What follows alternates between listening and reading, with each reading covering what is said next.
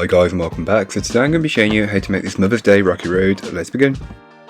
To get started on the recipe, you'll want to grab yourself a microwavable safe bowl and place in your butter, your dark chocolate, your golden syrup and your milk chocolate, then microwave for around 1.5 minutes or until melted. You'll want to give it a good whisk together just to combine, but while you wait for it to do its thing in the microwave, grab yourself a larger mixing bowl and place in all of your other ingredients, apart from the chocolates that you're going to put into the centre. Then just give them a good mix to combine, set aside, and then take your liquid mixture from the microwave and give it a good whisk until it's smoother and glossier. It should look something a little more like this, like a ganache but very loose, and that's what you're looking for. Then you can go ahead and let that cool for around 5 minutes so it won't melt the marshmallow. Grab your large mixing bowl with all the fillings and then just add the chocolate on top. It doesn't look like a lot of chocolate, but believe me, this is more than enough. Then combine everything together by coating everything in the chocolate mixture. Take a bit of time mixing, but not too long, as you don't want this to seize up, especially if you're working with it in the cold. Grab your loaf pan, it's just a standard 2-pound pan. Then line with some parchment paper and add around half of your Rocky Road mixture, then level that out.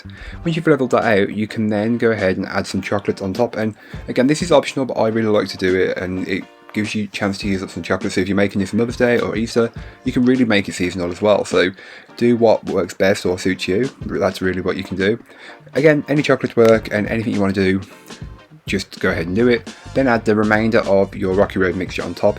Again, leveling it out so you can't see any of the chocolates that you've just put in the centre. You want them to be kind of hidden, like a little surprise when you cut into it. On the cross section you'll be able to see it.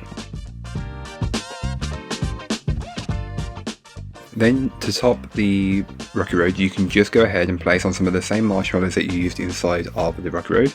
And again, this is to help portion it up, but feel free to just use more chocolate if that's what you've got to hand.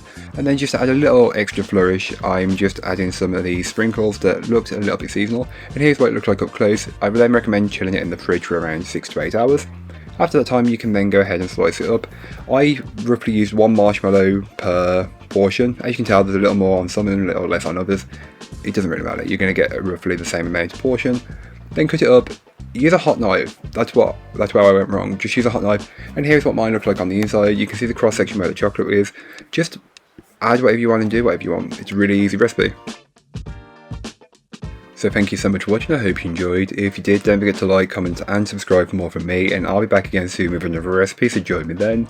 In the meanwhile, don't forget to check out the description, there will be a link to this recipe, a link to my blog and links to all my social medias. But that's all for today, I hope you enjoyed. Bye guys.